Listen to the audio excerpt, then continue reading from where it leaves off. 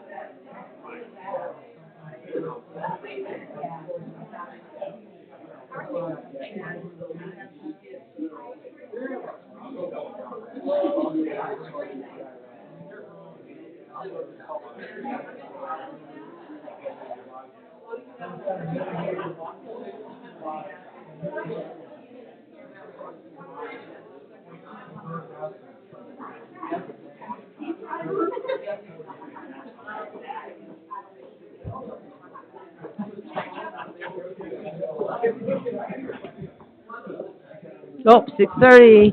Hello, everybody.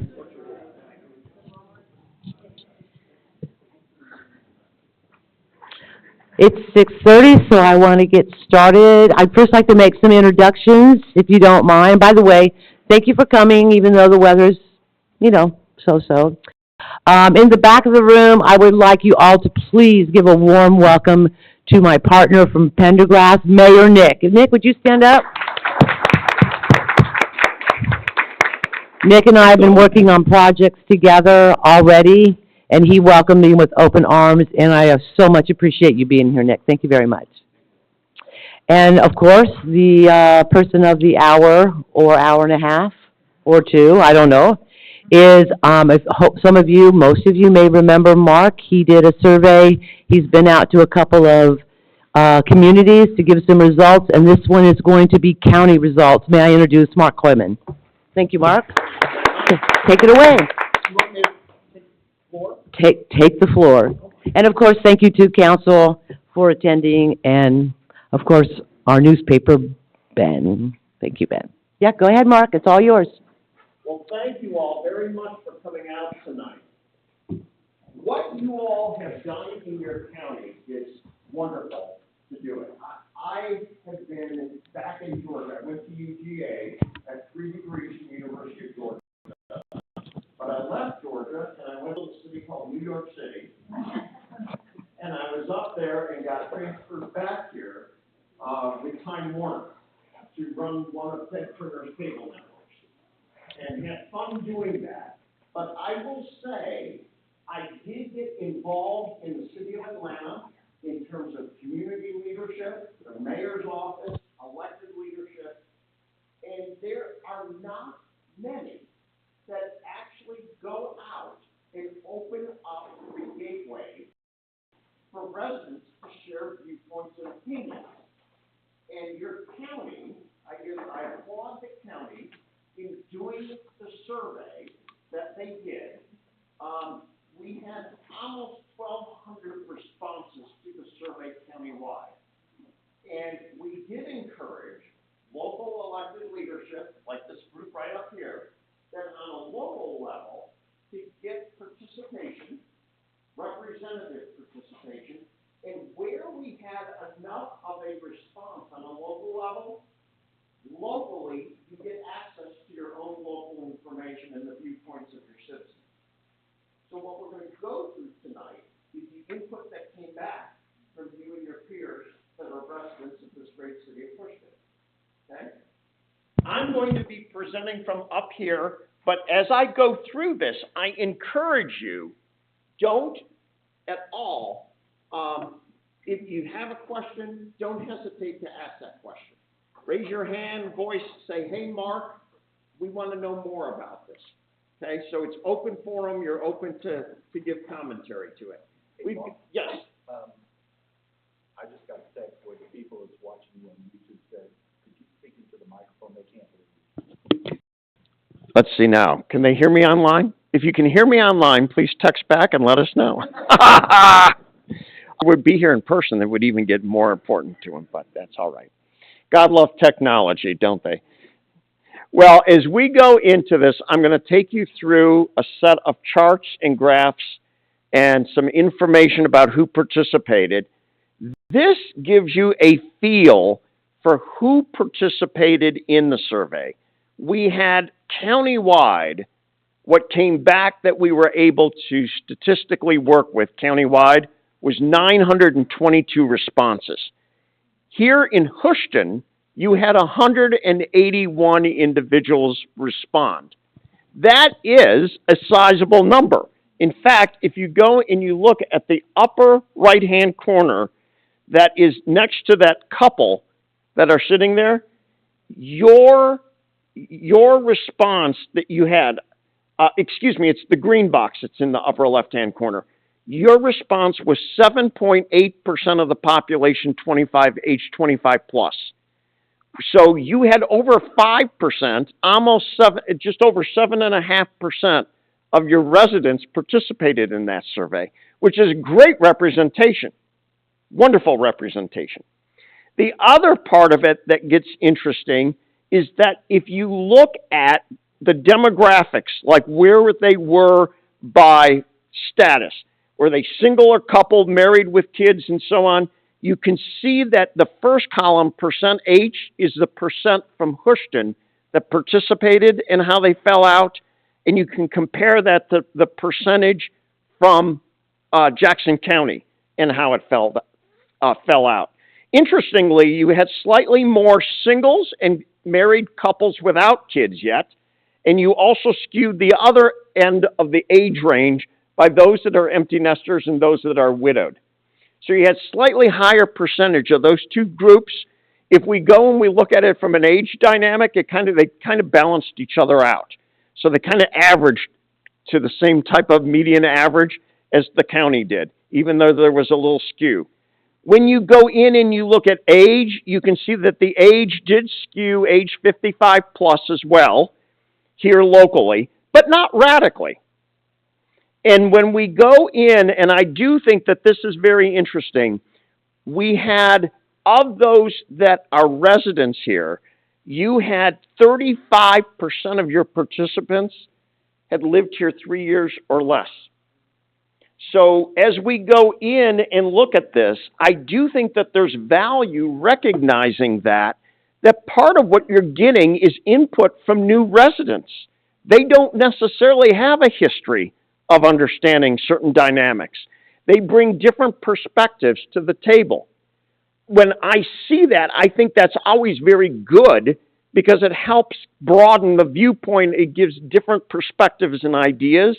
And so I think as we get into this, you're going to see where kind of that newness has an influence. When we go in and look at responses from here versus if we go to the eastern side of Jackson County to Commerce, there is a higher percentage of those responding from Commerce that have lived here longer. And there's a little bit of a variant in the perspective that they voiced versus what you locally voiced. But countywide, it gives a good comprehensive perspective. What I'm going to, yes, please. Yes. Do you have any kind of correlation between those that are 55 and older compared to how it correlates to the 1 to 3 years resident? It's a good question that you asked. I actually went in and did a little playing with it.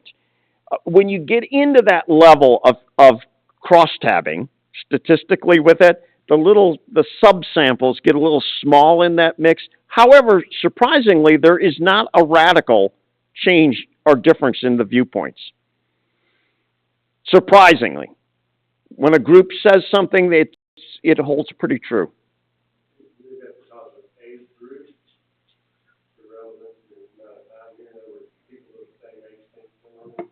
I think it's simply because the issues might be pronounced enough that there's a unified kind of viewpoint regardless of what the age is. Let's just put it this way. You're going to see in a little bit, and I'm saying it very nicely, when they complain, and we'll use the word complain, when they complain about traffic, that's pretty uniform, regardless if they're age 68 or if they're 28. They still get stuck in it. Yeah. What we're going to go into is we're going to go into a set of different topics. We're going to look at what do they describe, what do they perceive, what is the image of Jackson County today by the residents, and what do they see it becoming in 5 years. Very, very good measurement for us. What about satisfaction ratings? How satisfied are they with different aspects of Jackson County in relationship to it and different elements of the city of Houston and different players in that mix?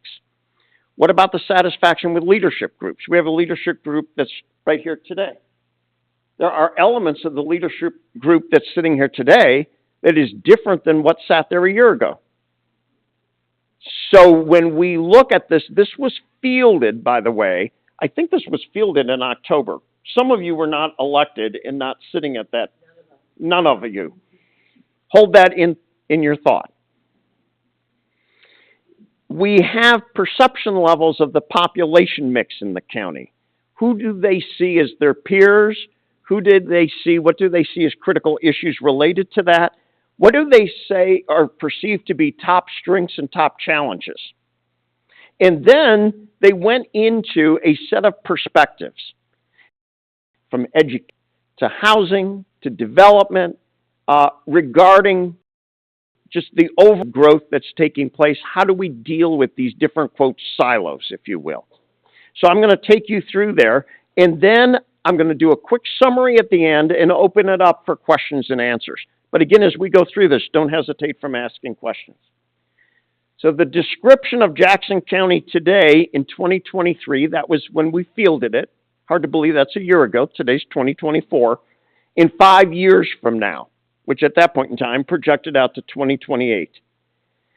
So they were given a set of, I think it was almost 12 descriptors. And they were asked to pick 2 or 3 that they felt did the best job of describing Jackson County. And what you're looking at is you're looking at the response and the percentage of the residents of Houston and what they voiced in their perception. So 4 of the 5 top components that they picked were all focused around growth and expansion. So the number one, over half of them, described Jackson County as a community exploding in growth. You had almost 50% calling it the next Gwinnett County. I know that you even have organizations that exist in social media where you don't want to be the next Gwinnett. Now, I'm not going to give side editorial, but I will say one of the things when you're encountering your other fellow residents, you have to give them a reminder of Gwinnett County became what Gwinnett County is today back in the 1980s. That model of how people worked, where they worked, going 9 to 5 every day. Remember, back in that time period, the internet was barely here. Cell phones were barely here. There was no iPhone. When we get into this and you see the percentage of people today working from home, we're in a different paradigm today in 2024 than where Gwinnett County was in the 1980s. 40, almost 50 years ago now. Hard to believe that. A network of hectic traffic and clogged roadways, that was more than a third. An expanding industrial and distribution corridor, so obviously you have the 85 corridor that's perceived, and then a community of locally and newly relocated empty nesters and retirees. How many of you in this room would put yourself in that category? There's a lot of you here. Wait, who didn't raise their hand? Yeah, who didn't? Well, yes. That's because Nick is a millennial back there, and that's okay. Millennials are all right, and you're going to see how important millennials are to you at some point in time in this. Now, I will say what's interesting in this chart too is what did they not associate? What was at least not top of mind? What did they not check off? So a hybrid live-work community, you're going to see how off target that is to who you are today. A scenic outdoor community. There's a lot of value that they do place on the environment around them. An environmentally anchored community. You're going to be surprised to see how down the road that is of value to have that integrated into the mix. But at least these other issues were far more predominant. Now, the commentary, we also had a category called other. And they could script whatever they wanted to script in that set. So, cookie cutter houses being built on top of one another. I'm sure that there are those that have driven through here and look at subdivisions going up on farmland, and that becomes an issue. The typical transition of a rural area into suburbia. A county not addressing the needs of all different groups coming here. You are diversifying. I presented to a group with the statistics from 2023. You will be shocked upon seeing how much more diverse you are a year later in 2024. We don't have those statistics tonight. That's another time that I'm going to take you through that stuff. But your county is getting diversified more than where you were just a year ago. It's just surprising. You get some folks that are very passionate. They don't want to be the next Gwinnett, meaning it is turning us into, and they use very graphic language, describing a whole. So they get very passionate in the commentary. And I think that's a positive thing that they're passionate about stuff like that.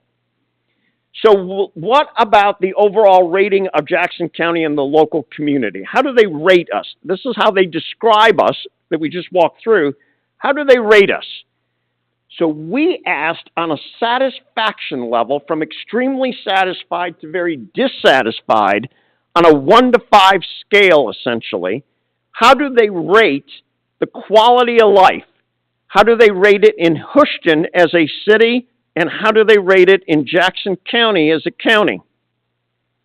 The top 2 boxes are the ones that are the most positive. An average rating is in the middle. A negative rating is in the bottom 2 boxes. I think what is important to note in here is that there is room for perceptual growth. There is room to develop a more positive image and a positive perception of where people live and how they participate in that community. Again, you've got new leadership at this table. So your city has gone through some difficult times. If you go in here and look at Houston versus Jackson County and you go to the bottom 2 ratings, you see that on a negative level, where you're not even at an average level. This is the kid bringing home a D or an F on the credit card, or on the report card. They usually get a bad rating on their credit cards too, but the D and the F, Houston got more than a third giving them a D and an F in that survey. The county had 1 out of every 4 individuals did that. Now, on a positive level, you have a slightly higher percentage giving it a positive level in Houston versus the county. Not radically more, but a higher percentage. What's interesting is that in Houston, they're either very positive or they're very negative. You don't have much middle ground here in Houston. Politicians need to hear that there's not much middle ground in there. So you're either going to have positive or you're going to have negative. So you have to be able to manage that. Can I make a comment here, Mark? Yes, you can, please. So I don't know, maybe you know, what the county's going to do this fall, if they're going to do another survey to back it up. But I'm here to tell you that Houston will, and we will look at these numbers so we can get a pulse on how we're doing and how we're interacting with you. So I just want to make that comment. That's super. Debbie, that's a great idea. I think doing a survey like this again next fall, and probably if your community's engaged enough and you appear to be very engaged in coming to the events that we do and so on, I think it's kind of like a report card that you give leadership every year. And it's fabulous that you have leadership that's sensitive and is welcoming that input. And you can track it. You're able to track this over a course of time. The county may not do it, but you as a city, you're independent of that and you can do it individually right here. In the survey, you also rated leadership groups. So we've got in the upper box, we have county managers, county commissioners, and the county sheriff. The next one down is local leadership, like our mayors and our city council members, the ones behind me, as well as local police. You've got local business and economic leadership. The fourth one down is dealing with education and leadership in that mix. And then finally, you get to state level of leadership in the very bottom row. If you go in and you look at the first 2 boxes, which are the A, giving a grade A and a grade B, you can see that the box that is the highest percentage goes to education. The box that has the lowest percentage, not quite 7%, went in a rating for local leadership that we have behind where I'm standing right now. Okay? And again, this was done before the elected leadership that's behind me was here.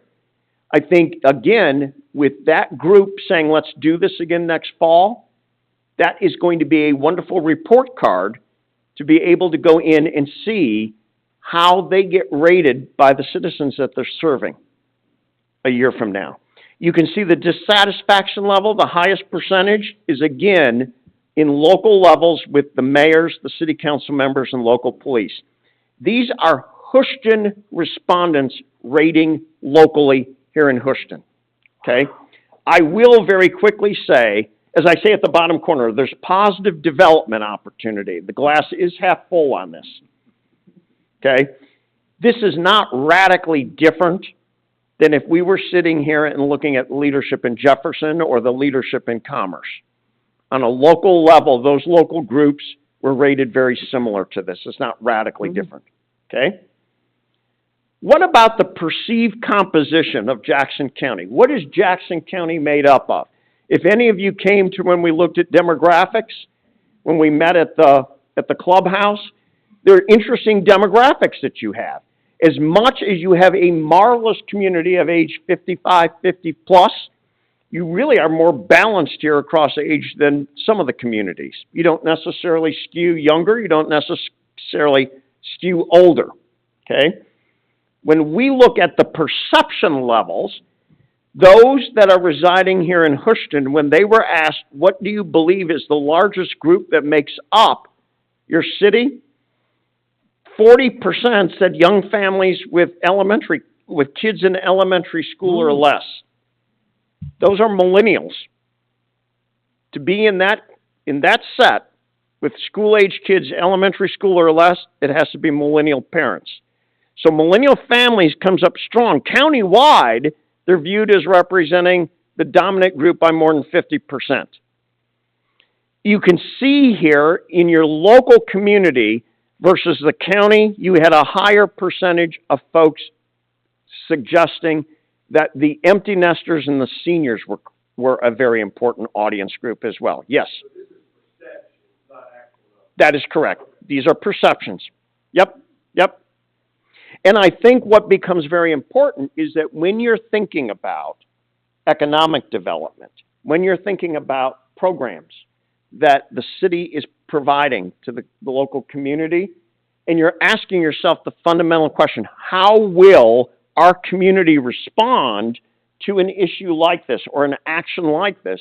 This is telling you, at least in their context of perception, are they looking at and evaluating those changes against that they think is the majority of your population. Okay?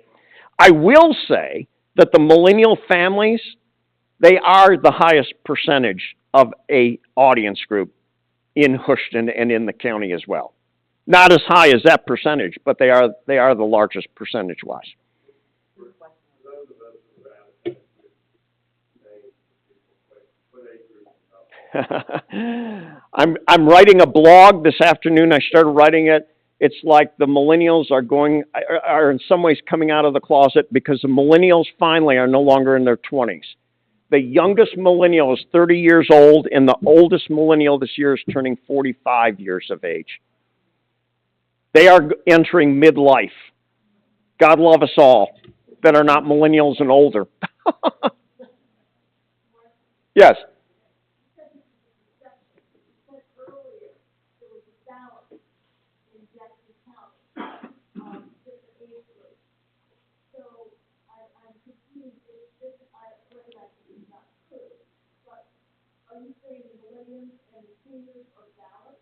Yes, that you're not radically out of scope with what the statistical balance is in this part of the state. It's very similar to neighboring counties in terms of the percentage that those groups represent. Now, I will say that if we were looking at zip codes, not necessarily the city of Houston, there are some zip codes. In fact, the zip code that the city of Houston sits in, that does skew with an older population base in it. And those are the retirees and the empty nests that are coming in from Gwinnett.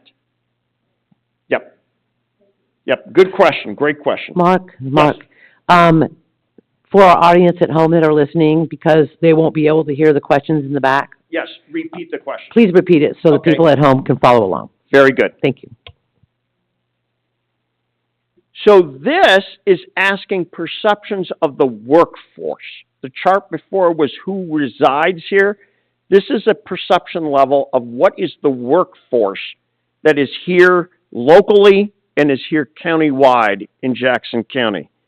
And it gets fascinating because you do have a balance within this in terms of those that are high-tech and skilled trade, as well as those that are a workforce of tech college grads. Within that mix, you also have professionals that are mixed in this group. You do have more of a skew countywide of Hispanics and Latinos, and they do play a significant role in your county, and they're growing in their significant role. And you do have here a little bit more of a higher percentage, noting the professionals and white-collar workers, management, etc. But a lot of that is also the makeup of your population skews in that way as well. So interesting input on that one. This is a very interesting map, and it's not part of the survey, but I put it up there for a very specific reason. This map is showing you by zip code the percentage that work from home. This is not somebody working at home 1 day a week or 2 days a week. These are people that work now totally at home. In your city, the percentage is 12.1%. That's almost 1 out of every 6 individuals is working from home. Where that was 1 year ago as a percentage, the raw count of those working from home went up in 12 months 36%. In your zip code, 1 out of every 5 individuals working is working from home in your zip code. And that went up 125%. It more than doubled in 12 months. Now, I will very quickly say one of the fundamental questions that you should be asking yourselves as citizens, do you have co-working space? Where can they go other than in their homes, where in some cases those working from home are millennials and they have a 6-year-old kid screaming and yelling, and the mom unfortunately has to go into a Zoom call with vice presidents. So the fact that you don't have co-working space, I would say, and I certainly would say it to the leadership, that is an absolute marvelous opportunity of expansion. Do you have co-working space in Braselton? Not that I'm aware of. What about over in Jefferson? Not that I'm aware of. Do those also have high percentages of work from home? And the answer to that is yes. If you want to see a small town that has work from home, drive down to Monroe. Monroe has a work from home, a marvelous complex that's set up just for it. Yes, there's a question.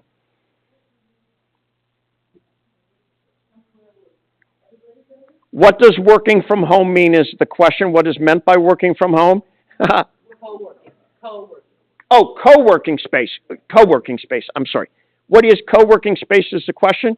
I laugh and I say, go to your nearest coffee house and you'll see co-working space. It's where they can go in as workers.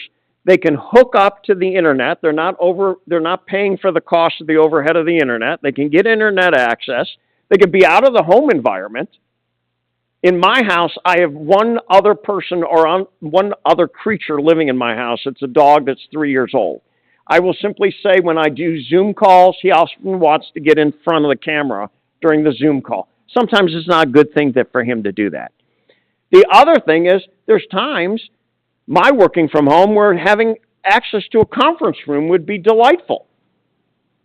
Where do you find a conference room? Many of the coffee houses don't have that. But as I say, if you drive down to Monroe and see that co-working space, it's delightful that they have that. And they're reaching out to that young professional that's moving in out of Atlanta. Yes?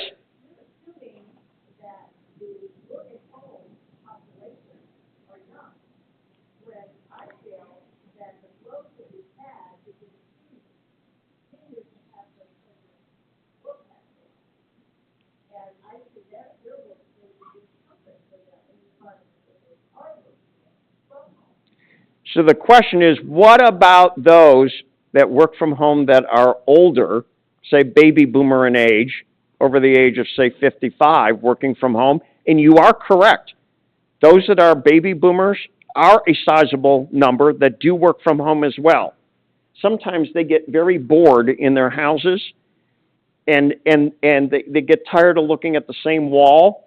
I will also say if their significant other is still alive, there's usually the television is on and it's noisy and so on, and sometimes they need to get away from that. God love them. They could listen to CNN just so long. So, as a person who ran a significant biologics business out of their house for 8 years, internet service consistent was my thing. Like when I had to do video conferences, Right. I drove to our house in Blue Ridge. Right. Always had internet service at super high speed, so it was like having a conversation just like this. Yeah. So I think in the co-working space, as a city, you know, like Chattanooga, the gigabyte city. Right. Blue Ridge, the gigabyte city. That would be something that we talk to our internet providers. Yeah, I agree with that. That co-work space where you know your video conference is going to go uninterrupted. Agree 100%. Absolutely marvelous point that you're making. Yep. Agree. So the need is there, and even furthermore, the need is growing. If I had the Atlanta map up here, and we were looking at Alpharetta and Roswell, you're looking at almost 40% working from home. Now, I will also give a spin to this. So a lot of times when you're in a suburb like that and how retail is set up and how retail has operated, restaurants, even pubs like across the street, you know, the crowd's going to come in at 5 p.m.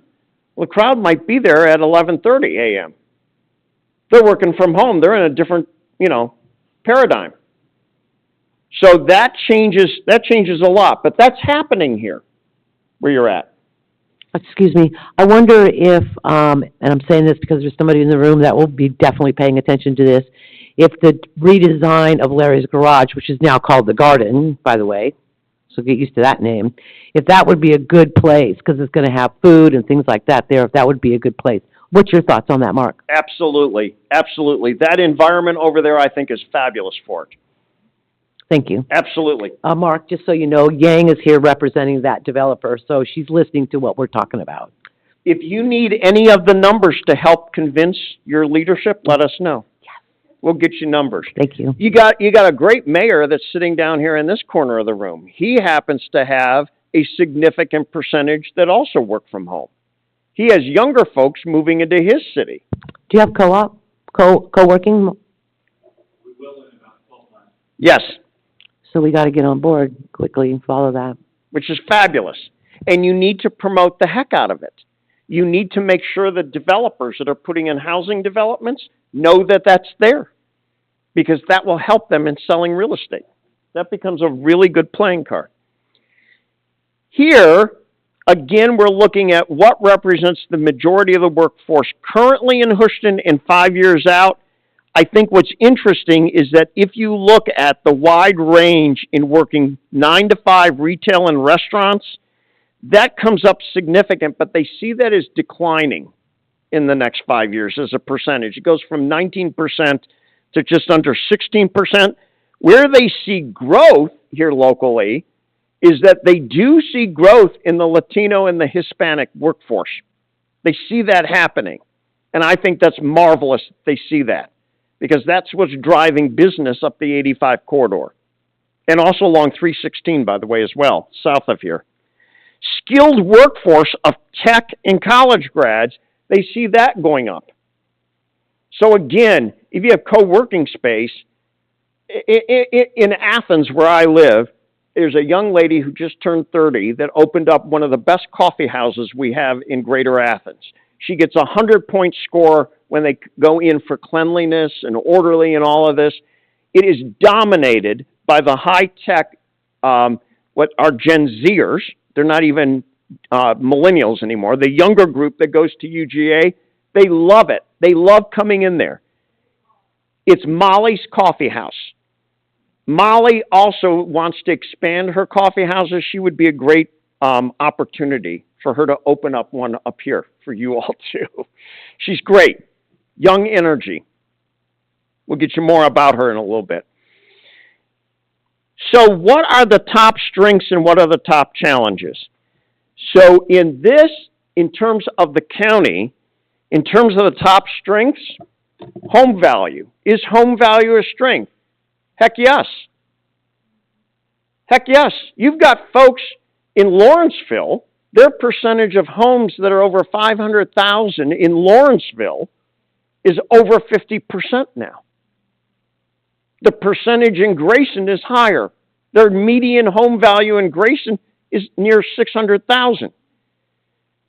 When they go to buy a home and they can come here and buy a home for 400,000, that's a steal of a deal. It's usually a larger home, better built home. Access to quality education. You have a fabulous PhD that is now manning your school district for Jackson County. Dr. Brown, he's fabulous. What he is doing is being perceived even already as a strength. The farmland and the countryside views, you're going to see that come up. That's equity. I know that there's a lot that say we don't want to see a subdivision here, and you have to combat some of that, but the farmland is an equity that you have. A small town feel. Small towns are hip. Small towns are hot. That's where millennials are going. don't have to live in town anymore because they don't work at an office building there. With the internet, they could live anywhere. They love to be able to live where they could walk to the town square. You could do that in Virginia Highlands, but that house is going to be $1.3 million. Okay? And the sense of community. I think the sense of community that you have is something that is an equity, and you need to find ways to preserve it. So what do they see as the weaknesses? Well, traffic. They don't like traffic. I was here last week, and I had to move from Houston. I had to move the meeting to Chateau Elan, and I went to that intersection over there. I took the back road to that intersection, and I thought to myself, you have got to be kidding me. I feel like I'm in town Atlanta trying to get up the 400 corridor, and all I'm trying to do is get across a bridge. So I can see how some of that comes in. Zoning and building code enforcement. I know that with local leadership, they have challenges a ton with this issue. I know that there's a lot of debates that happen, but the community sees that as their number 2 challenge. Proactive commercial and retail development. I think that has to, we're going to see a little bit more of what they mean by that, but that they want to see some expansion and development. What's the complex that you showed me the picture of? In my office? Yeah. That's the new garden, or also known as, never mind. It's now the garden. It's fabulous. It's fabulous. It would score very well. Access to dining options. Parks, walking paths, and recreational facilities. They see those as weaknesses that you don't have them. So finding ways to put those in, those are low-hanging fruit. What about actions for positive growth? What do they see as number 1 thing? You see what is number 1, voiced by over 2/3. Preserve the small town feel and personality of the towns in Jackson County. That is where you have to ask fundamental questions. What is your town feel? What are the elements you preserve? Now, having a really great bar and pub across the street from here that you can walk to across a street walk, and it's in an old train station, I think that's cool as all get out. Now, tonight it was overwhelmed by a group of old guys that were over there, and there was no place to sit, so I didn't partake tonight. Hey, Mark, we're not old. Oh, older guys, we'll say older. Seasoned, yes. Integrate new traffic lights, that's over 50%. So find ways to handle the traffic. Is it traffic lights? Is it turn circles? Whatever that may be, you have to get innovative. Preserve the farmland. Expand future parks, recreational space, and walking trails. 4 out of 10 voice that. And foster more locally owned retail and restaurant development. Now, in Athens, Clark County, for our mayor, for Kelly Gertz, I chaired a committee that's taking our regional mall, and the same developer that did Ponce City Market in Atlanta and did Avalon is converting that mall. Okay? We were adamant. God loved leadership in Athens, Clark County. They're kind of out there. Okay? They in Portland and Boulder, Colorado, they're kind of in their own set. They were adamant that half of the retail going in there had to be locally owned. And they made a commitment to doing it. So locally owned is very important. By the way, when the millennials come into these small towns, take over in commerce. You have a young lady that's a millennial that started a brewery, a local brewery in commerce. So as they are locating into these smaller towns, they may, God love them, they go through a career crisis at 30, they may be saying, hey, I want to do this. I want to open this up instead. I don't want to be an accountant anymore. But fostering that and finding ways to get that developed, I think, is key. And you have an opportunity to do it. This is a very fascinating question that was posed. This is dealing with business development up the 85 corridor. And folks in the survey got to choose which of these 4 statements. Is the limit future growth until a plan is put together? Do you bring just light business development in? Is it one where it is fostered and encouraged, but it's environmentally sound business? And finally, is it one where you basically go continuing moving full speed ahead as it's been developed to date? Over 7 out of 10 of your respondents from Houston came in and said, hang on, let's take a timeout. Timeout. Let's do a timeout. Let's bring leadership together here locally, and let's talk about how we can at least strategically look at this, strategically plan it out. So I do think that that is very important. Just so that you see this in a different light, here locally, your residents, you had 71.5%.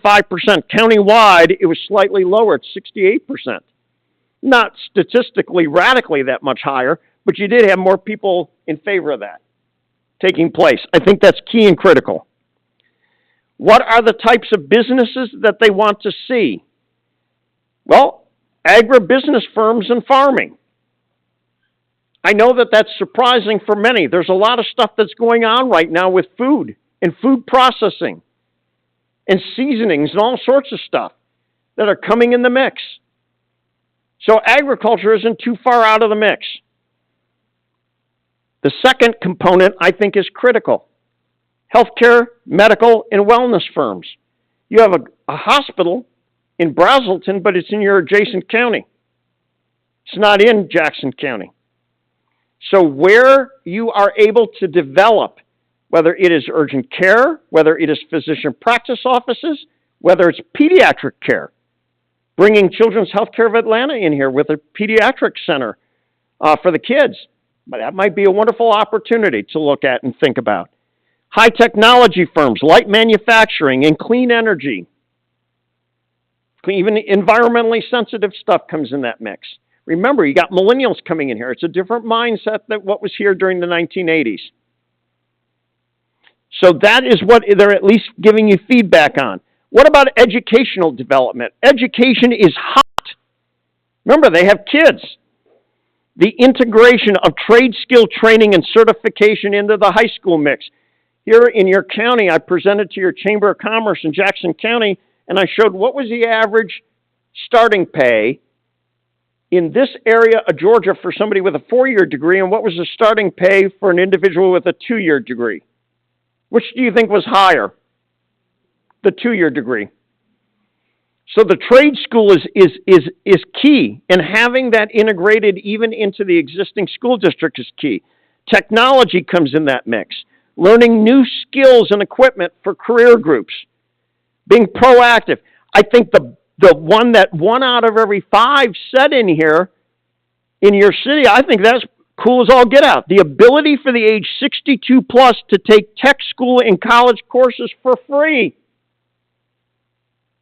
One of the hottest trends, by the way, going on right now in retail and locally owned business is finding ways to get the age 65 plus population back into the workforce. In which they come back in, instead of working 40-hour weeks, they work 20-hour weeks. And they get benefits. And I'm soon to be 65 in like 5 weeks. I'll be 65 years old. I'd get bored out of my mindset if I stayed in the house all day. Okay? I see a lot of heads shaking.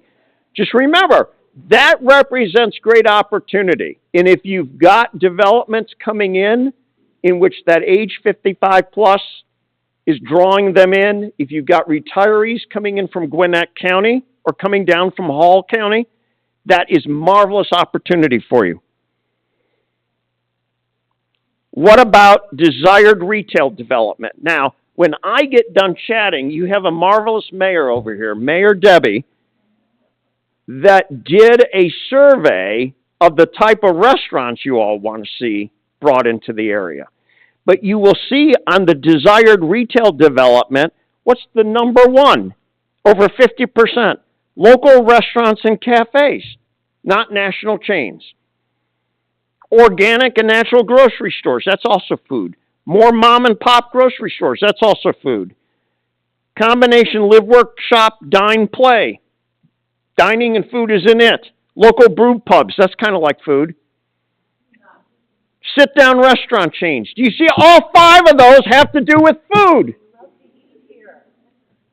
That's pretty cool. Love to eat. Yeah, your group loves to eat and they love to cook at home. And they want to have great stores to go to. You can see in here, I divided it in thirds. You got 2 that are close to half talking about it. The bottom group is from 20% less, but still in the top areas. Yeah, big box stores are great, but put them in a location, the right location.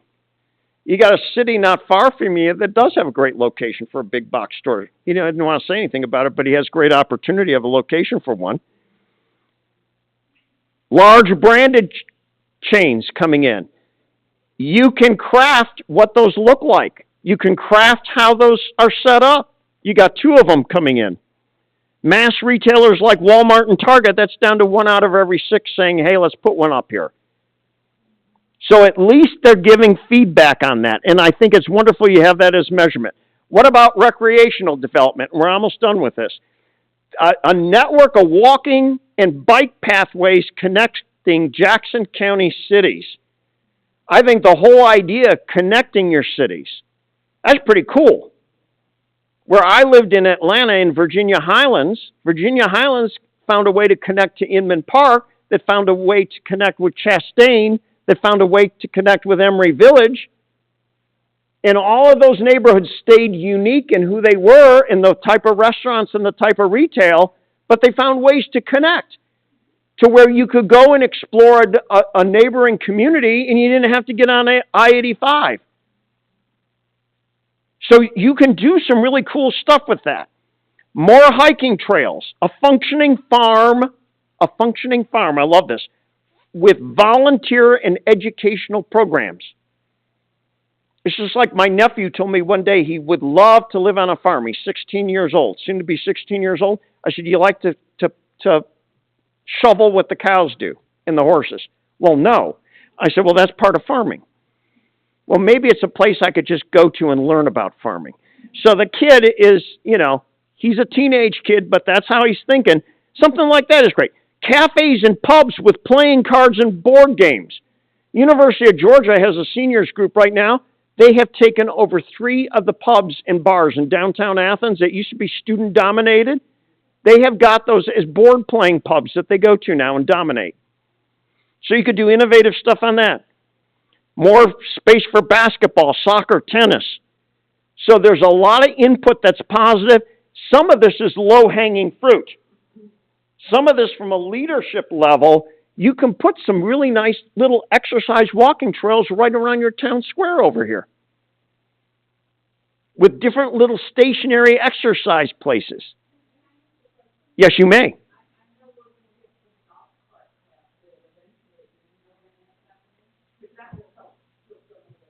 So the question is about golf cart paths. It is in the plan.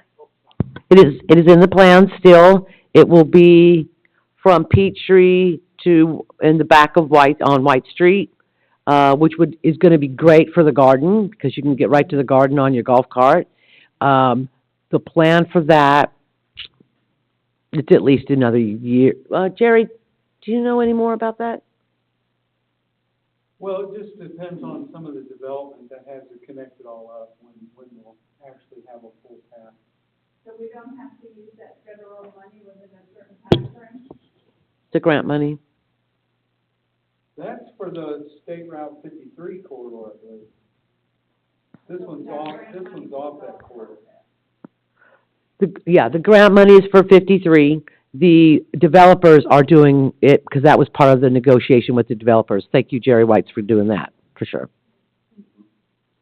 So, I don't have an answer for you. Okay. Sorry, Another Karen. question? Say it again. Are you gonna get to some financial information? In terms of what, like banking? Will we have any financial information? Pardon me for being, That's all right. because I love all of it. Yeah. My question is, what are the economics of the citizens in the household of citizens that can afford nice coffee houses, 3 restaurants, and what's the discretionary income that when I looked at this, Yeah. I had some questions about how much money was available in Citizen of Cushman checking account to go spend on doing those things versus the people that drive through the community. Yeah, I wish I had the number in front of me, but in your zip code, I believe your median income now is above 130,000. It is. Nick has his hand up. Yeah. Did you want to also respond to that? Yeah. This is a county-wide response, is citizens and residents that are here are losing out on, Mark, you know this number a lot better than I do, something like $242 million taxpayer money being spent outside of the county. Okay, so do you have the money? Yeah. Yes.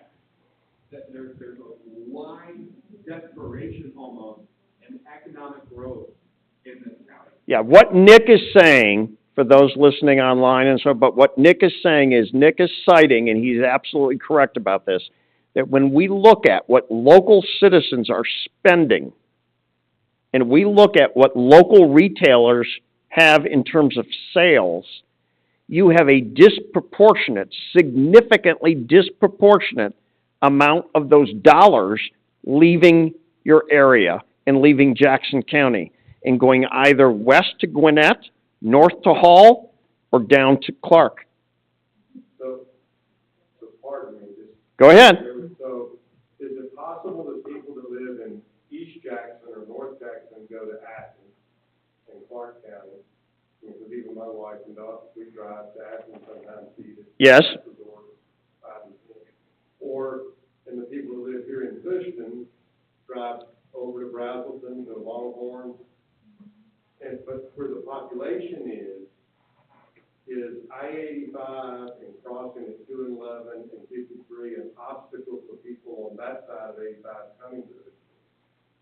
Or drive, if you live in East Jackson, is driving through Commerce, through Jefferson to get to Cushman if we had great restaurants. What are the obstacles in terms of consumer behavior? Yeah, well, the one thing I will quickly qualify, and then again, Nick is hitting it smack on target. Those numbers that we're looking at are not residents from Hall County. They're residents of here of Jackson County. That's what I'm saying. Yeah, and there is some of Jackson County north of 85. You are correct about that. Not all of those bridges coming across are as bad as what I encountered over in Brazelton. But that being said, there's big gaps in there. And I do think it's important of an issue that you're bringing up in terms of how do you make sure that what gets built is viable and stays in business. But when you look at these numbers, this isn't just a simple, well, gee, look, there may be some opportunity. In some cases, it's a tidal wave. So what would then, if I'm this 4 acre to go farm with Scott? Yep. And I open up a farming thing to get people to come to, what mile radius of population am I looking at from Cushman, from downtown Cushman, that money is sitting there waiting for me to get part of it? You don't have to go very far. You might go in a 5-mile radius. Now, I will go so far as to say a mayor that's not in this room, that is from another city in Jackson County, asked a very important question. Well, if I looked in a 20-minute drive time circle, he wasn't looking at a 20-minute drive time circle for retail spending. He wanted to know, what about labor, access to labor? Because when you have retail coming in, whether it's a storefront or a restaurant, you're going to have help. Like the city of Blue Ridge, who draws $1 million. That's right. Visitors a year, they're struggling to keep a restaurant open, a really good restaurant. Right.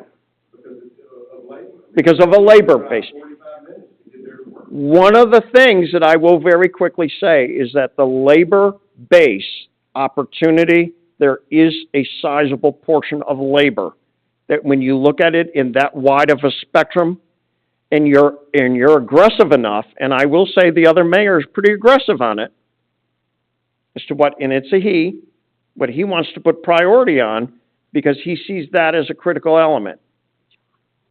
And he doesn't have a city too far from here. That's critical, but situation, I lived in Rockville for a while, Yes, huge problem was service, yes, getting housing, it's always, if you want restaurants, they need people, we had no restaurants down there, so they have to figure out how to get to work. And it's always a big problem down west, which I live also, and Rockville where I live, and in Dunwoody. Tons of restaurants, but service industry has not really get there. Now, they have the money, because all the way down west, that we don't need. No, I'm not saying that's what we need. I'm saying that service, we don't want certain types of houses. I know it's important, but the truth of the matter is, we have to have a situation of housing that people can afford to take care of a lot of the work we don't want to do. yeah. It's a very good question, and it's a very good observation about how that is a difficult issue. I brought this up. That slide was in the deck, but I did put that up there. Those are the generational groups that exist in the United States today. Somebody asked me, what is the age group of millennials now? And you can see on that chart what that age is. But this charts out the size of those different groups in the United States. One of the biggest challenges in the labor market has nothing to do with do people want to go to work. The news media plays that up all the time. People don't want to work anymore. That's not why. It's because millennials, when you were dealing with the age 16 to say 28-year range, that worked a lot of retail, service, and entry-level jobs, that age group is 22 million less today than it was 6 years ago in the United States. Why? Because the Gen X, God love them, didn't make as many babies as the baby boomers did. And the good news is the millennials, God love us, during the pandemic, they got tired of TV. And they are now making alphas.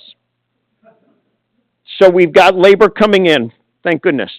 But the one thing, again, is that in that radius, the one good news that came out of that was that there is opportunity. There's definitely opportunity to find labor base. And particularly where you have some of the labor in Hall County coming down into Jackson County, there's a resource there too. This is the last slide that we were talking about in terms of recreational development of the data set specific. There's great information that's in here. I would say again, I think the fact that your mayor says, let's look at doing this again next fall, track this information and so on. I would also say that as we get going forward with movement that you take and some decisions and some trends and projects that you see, bring together a set of the residents of these different audience groups, bring them together at the coffee shop next door. Let's do roundtable discussion with them, get their ideas and their input. That way you get community input in the development of it all. In a summary, what came out of this from a summary standpoint? Traffic and the pace of development are key issues. The traffic and the pace of development are key issues. With more people working at home, believe it or not, the commute traffic has gone down as much as 20%. Hard for people to believe that when you're in the middle of an 85 commuting at an 8 a.m. But it is down. A lack of trust is voiced in past city and current county management. So there is some lack in terms of, well, can leadership address this? Have they addressed it in the past? It's there. There is significant room for growth in building positive city and county images. Where you are, you can go and build positive. We got a lot of growth opportunity. That's the glass is half full. Okay? Local residents voice a desire to see more strategic forward planning. Let's get together and talk about what the heck's going on 85. Let's find a way to get together and talk about healthcare needs.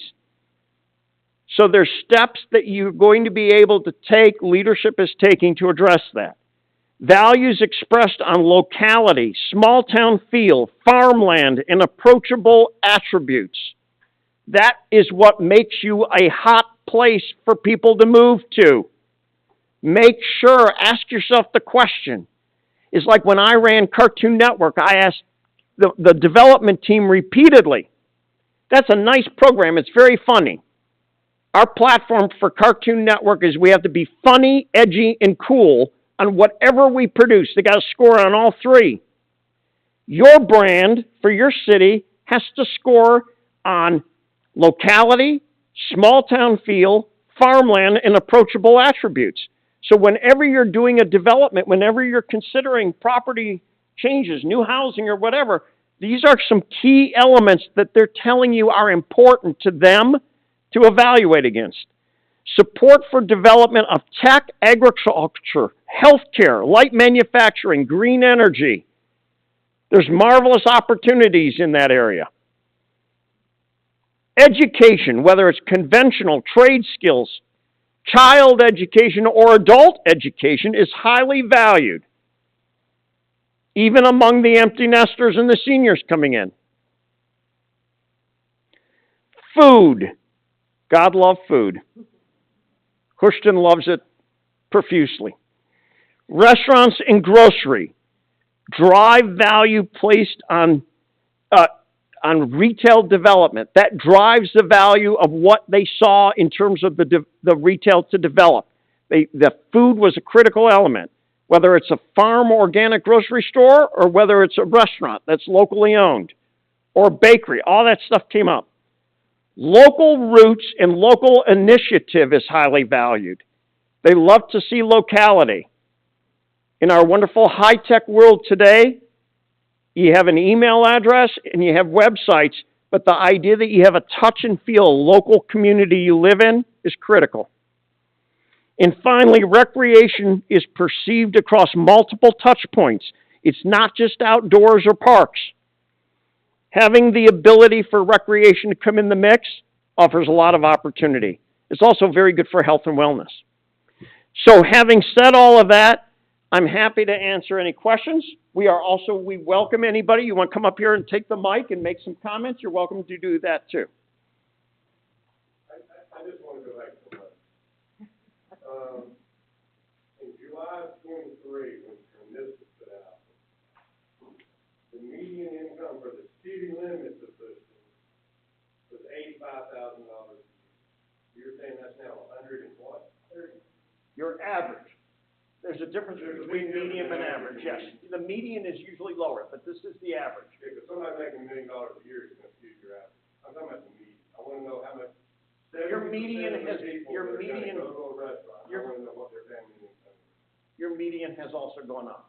So the average was 116.5, like a few months ago, when this was put out. So you're now saying that's 100 and how much? Almost 130.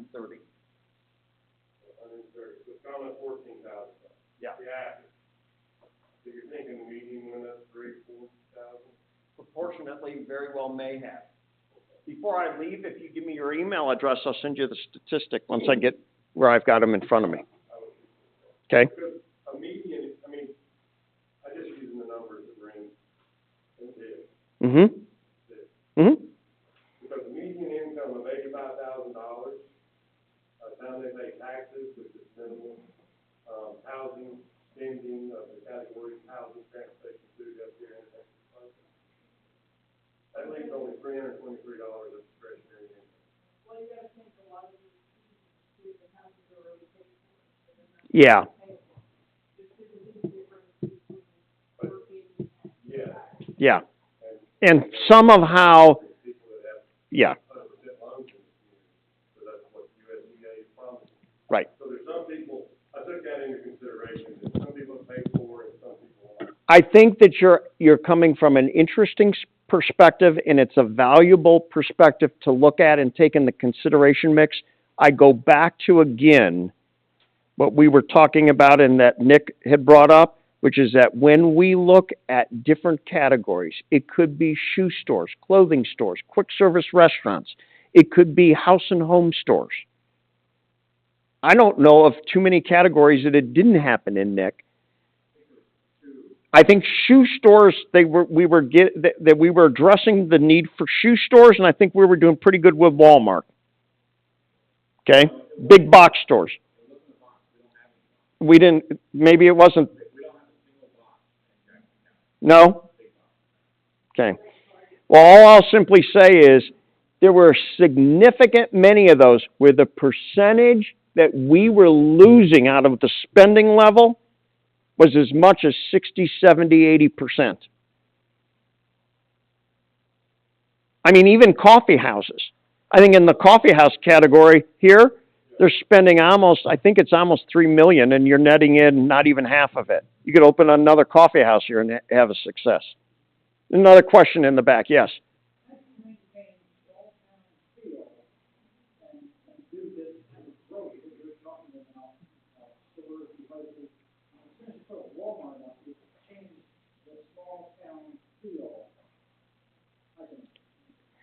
Well, I think you have to get very innovative and creative.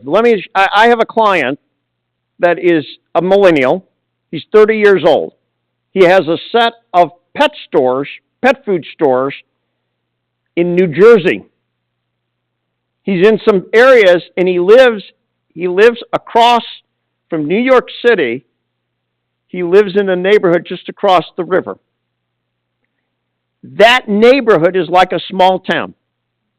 Yeah, they have buildings that are 5, 6, 7 stories tall, but along the street, there's local restaurants, there's mom and pop grocery stores, and there is a community and feel for that community. That is correct. Another example of this. God love Oconee County and God love Athens, Clarke County. Oconee County went in on Epsbridge Parkway and built big box stores. Okay? Oconee County is going to have a challenge when Athens, Clarke County converts that mall into someplace like Avalon. Because you're going to have local storefronts in a different configuration than driving up to a big Lowe's or a big Walmart or a big Sam's.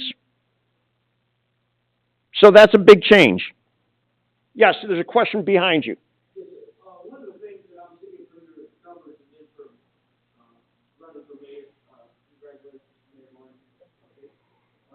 But one of the things that I'm noticing here and around the United States, and to answer this gentleman's question about how is it that you keep a small town feel when growth is predicted to be this high, yet farming is the top thing on the list.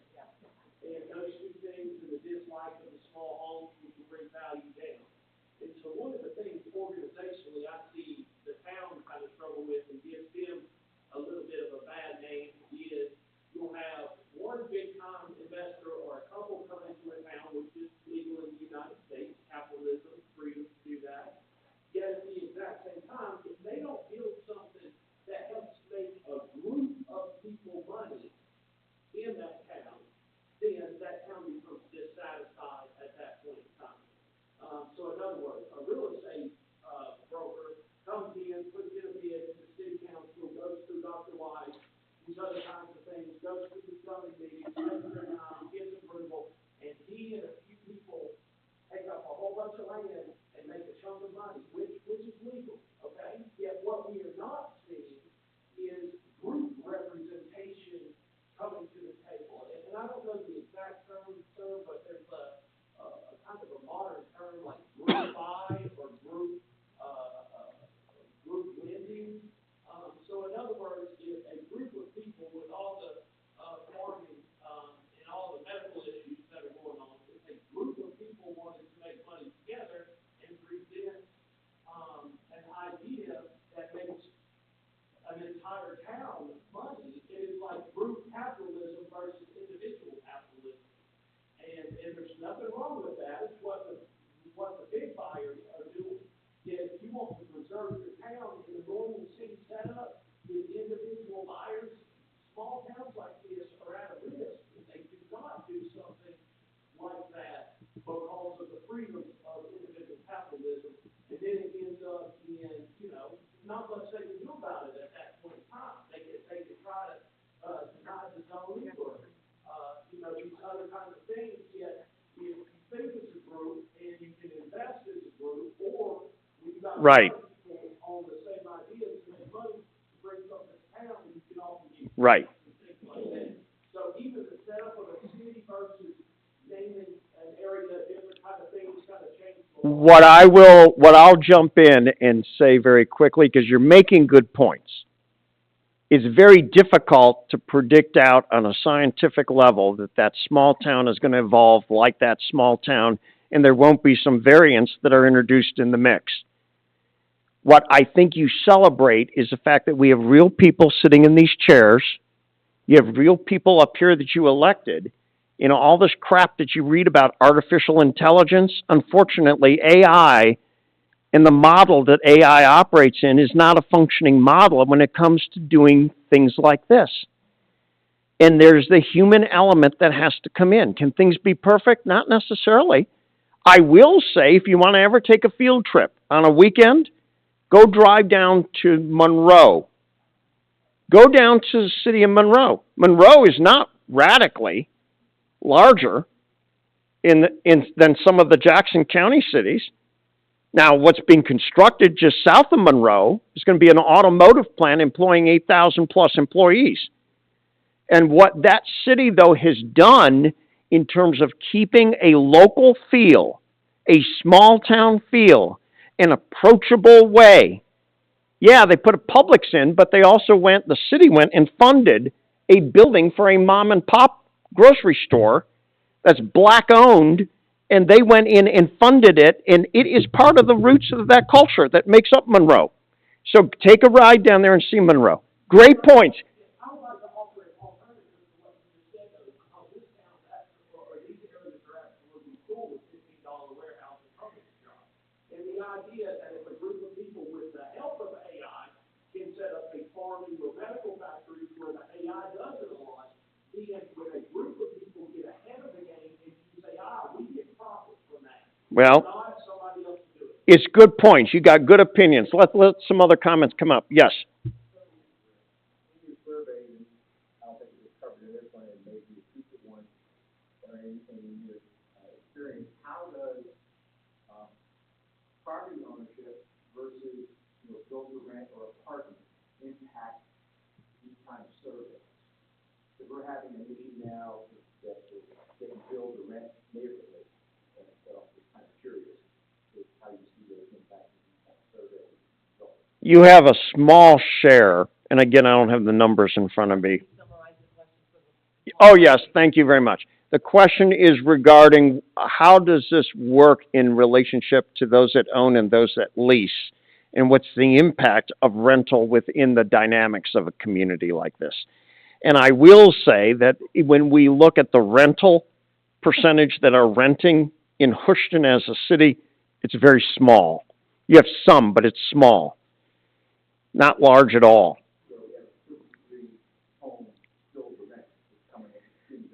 It may be, but still in that mix. I think that right now, I think it's over 87, almost 90% is owned, maybe even higher percentage. Now, what's driving that? If we go in many neighborhoods, I could care less if we're in Athens, Clark County, or Winder, or we go into Atlanta neighborhoods like Chamblee, or even in town, the rental market has grown. Why? Because with millennials coming in, it's very hard for them to have enough money to put down on a house. Now, when interest rates fall, will that change? I think so. I think that there's pent-up demand that we'll be very curious to see what happens in an election year. Yes?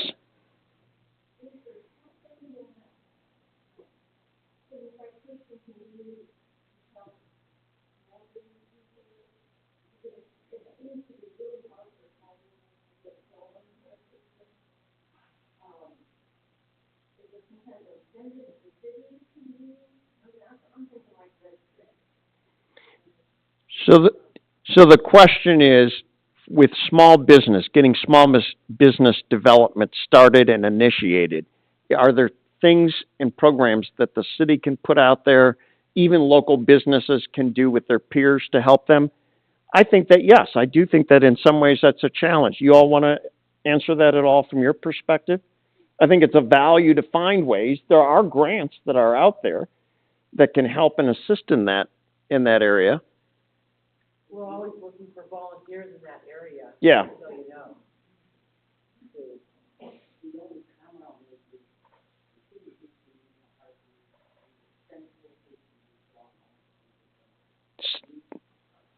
city of Houston needs a heartbeat. Yes. Well, if they had good drinks across the street, that would have been a heartbeat for me tonight. They just had too many people in there. Yeah, I want to say one thing about this. It's gonna be the garden, right? yes, The people that are developing the program yes, have done very well in taking old malls yes, and creating townhomes, apartments, and a small community, even on properties that were once small or large malls. yes, And I think they're coming in here and offering to put a red light in, to actually mitigate the traffic that they were gonna cause. So that's a partnership Right. between city and development that can help right, create that small city. right. And mitigate traffic. Yeah, it's a great comment that the folks that are coming in, and it could even be big brands like a Kroger that are coming in, and they do want to find ways to integrate their brand in the community. Yeah, they don't want to be outsiders. Yes, In some states I have lived in, for example, in Texas, when a new developer comes in, whatever county they're in, that county expects that developer to give back to the community in a number of different ways, be it a fire department, a school, or a park. I don't see that happening in Georgia. And I've never understood why. Is it possibly because we don't ask? It's simple thing of, yeah, you can buy that, but, you know, part of our community, you have to give a little bit back to the community if you're gonna develop it. Mark, I'm gonna take that one. yeah, please. Actually, I'm gonna pass it on. So just summarize the question, I think, was what are we expecting the developers, or can we expect the developers to help us, with certain items? And I'm gonna actually, point over here to Dr. White, because he kinda looks like he needs to talk, actually. He's sitting there very quiet. Yeah, go Oh, ahead. we'll pass him a mic, don't worry about that. He is, he's our planning and zoning, he works with developers. Let me just have Jerry respond to that. Okay, I thought of a couple things that I wanted to speak about, not that one, but I'll address that one about, I guess about impact fees, is the city put in place some impact fees for police and for parks and open space. And, there's still room to do maybe other types of impact fees, but, the city, I mean, you're limited by state law. Maybe state law in Texas is a little bit more permissive in what they can do. I'm not sure. I don't know. But we've got to follow the state law here in Georgia. We can't, for example, collect impact fees for schools because they're not enabled. And so I guess that's a part answer. But one of the things I did want to suggest, and it made me think when Mark was talking about the need for a gathering place type thing, or forgot the exact words that you used. Co-working. Okay, yeah. And one of the ideas that I had, which we could do, is I floated the idea of trying to adopt a library impact fee for the city, and it didn't really go over that well. But I think it's because everyone has an old conception of what a library is. Nowadays, a library is a different thing. From going and getting a book that you're going to check out, libraries have become, the internet centers of the community and so forth, especially for lower income folks who can't afford, they can't afford a computer or whatever that might be. And so, one of the ideas we could use is a library impact fee, which then was built not so much to buy books with, but to build the brick and mortar where you could have gathering places where you had internet terminals and so forth, and we call that we call it a library under the state enabling legislation, but it's really a community gathering place or a co-working space. Mm-hmm. I know that didn't really answer the question entirely, but it Aren't combined we what I do challenged- know with what was on my mind. Aren't we challenged with location, land, places to put something like that?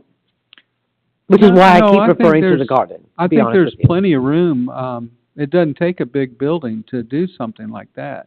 Where we are challenged is we set a level of service for buying parkland that is gigantic, and as much as we've grown, we can't keep the level of service that we want for parkland and open space unless we begin buying almost every piece of land that's left in the city immediately. Mhm. Or we're going to have to change that program to something else because there just isn't enough land in the city to choose from to grow an open space network. We can do community planning with neighborhood groups and connect up our trails and things like that. There's a lot of room and capacity to do that kind of thing, which I think we will in the next year or so. Thank you, Dr. White. You're Do you have a follow-up? Well, from what I understand, you said, Dr. White, was if it's a state decision that we cannot make it by county. Did I understand you correctly? It has to go to state law change? Well, in part, I guess what we can do at the local level is bounded by state enabling legislation. For example, what impact fees you can charge, and I mean you're dealing with basically constitutional and property rights laws too that are limiting, and that's what we have to deal with. Well, you're referring to it as an impact law or fee. When in fact, what we did was they had to, the developer had to physically build a school.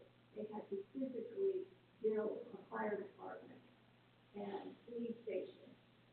They were the developers. And so if they're gonna come in and develop, they also have to keep the, community, needs. Were just as important.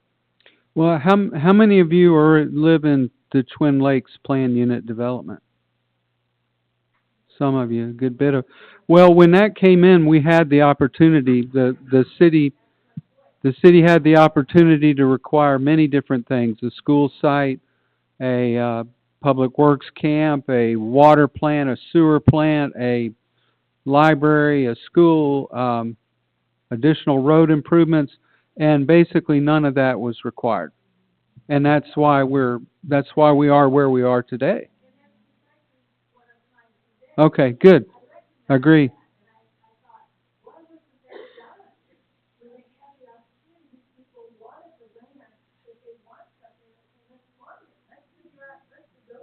Yeah. Yeah, there's a certain amount. Negotiation is the key, and there's room under negotiation to come to agreement between a city and a developer on what that mix of things that they are going to bring to the table, how much money they're going to spend. When maybe I shouldn't say this, but when Coulter came in, they came in with the stance, number one, that they did not have a dollar to give, and they weren't giving up any of their land. That was their negotiating position from step number one, and that they're here, and they're developing because they got a deal.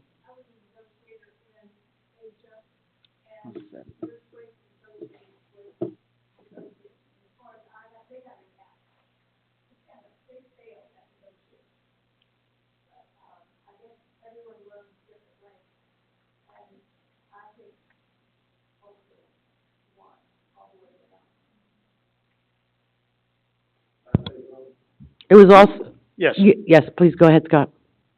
I would say, don't research Main Street needs, it was the main. I was just going to say it was a different mayor and council at that time. Yeah, yeah. Mayor Martin, do you want to go through any of your data, or do you want to hold back on that for another? I want to go through a couple of slides quickly, All and right. if you show them, I'm not even going to get up to talk to them.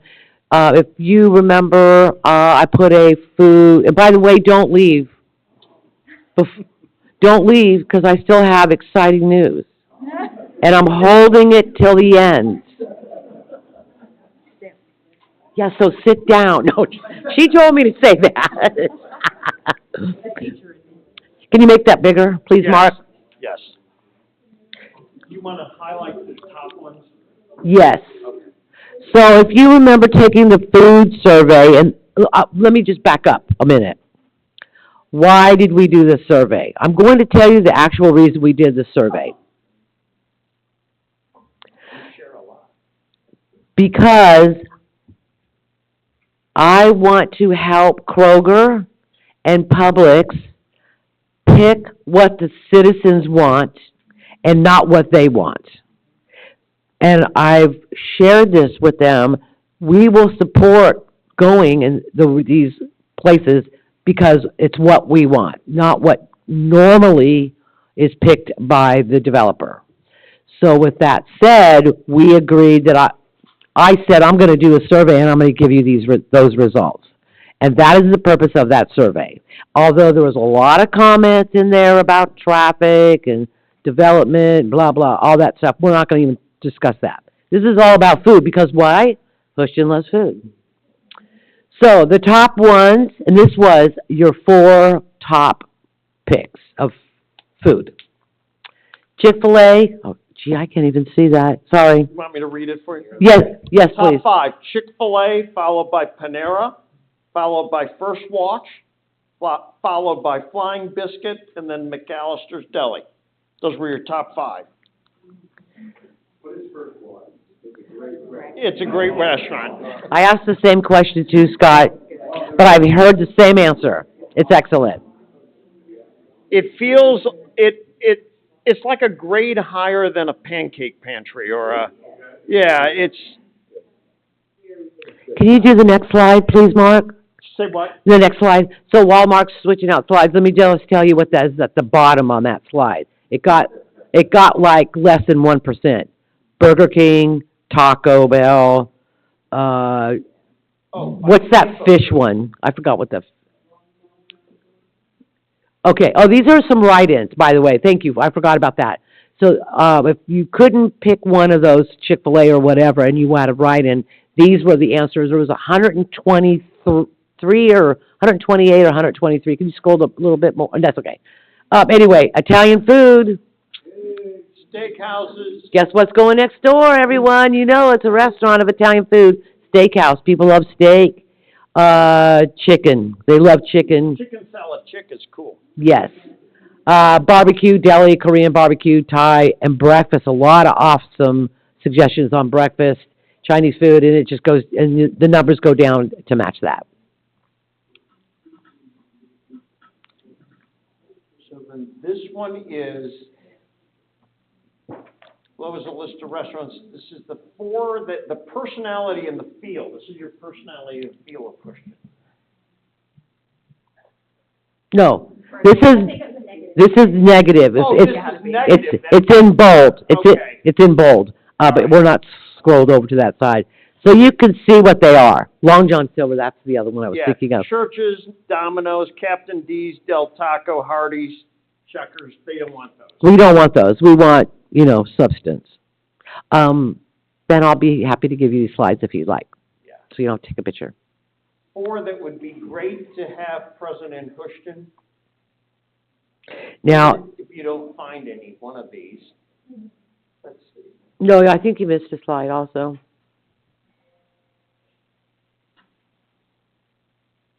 Negative, that was the negative slide. And your next one after that is this one. Einstein, Starbucks, Krispy Kreme, Athens Bagel. Okay. Yes. Go. Could you go to that next slide? Here? Yes. On this one, local bakeries, the bunt basket, and I'm telling you, when I calculated these, there was so many people who said Molly's Coffee. Yes. Like tons of them. And I didn't know what it meant, so I just started grouping coffee together in the other slides. So this is basically what you all have replied that you wanted. Yeah. And the percentage there. That's a percent. This is, again, what you don't want. What you don't Dairy Queen. What's the next one, Mark?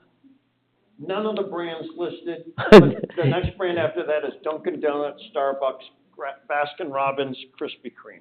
Those were what they don't want. That's what they don't. That's what you don't want. So, Anyway, so I wanted to give you those results. I thank you all tonight, and again, I would applaud not just the fact that Jackson County does this in your local leadership. If you see your friends and peers, and you say, hey, tonight I heard about this survey, and they say, yeah, we took that survey, go buy them a cup of coffee. At Molly's? At Molly's. Okay. Because that's wonderful that you all did that. So I thank you very much for this tonight. Thank you, Mark. We appreciate you. If you would like a copy of the slides, Mark, you're okay with us distributing if they would like a copy? Yes.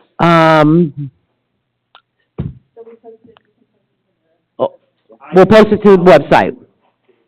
And we'll get it posted up online. Okay, great. Yeah. Great. Before I give you my announcement, yes, Miss Pat? Do you know what Remington is actually bringing in? I was getting the trade show, I was getting, I don't know. it was mentioned, you know, I don't know. I would like to tell you a little something else that Mayor Nick and I are in very early discussions. Mayor Nick, please step in if you need to, jump in anytime.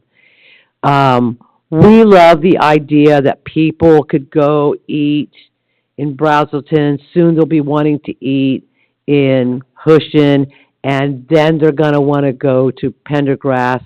And I'm not going to tell you why. It's not my place to tell you. It's the mayor's place, and he's probably not ready. It's up to him.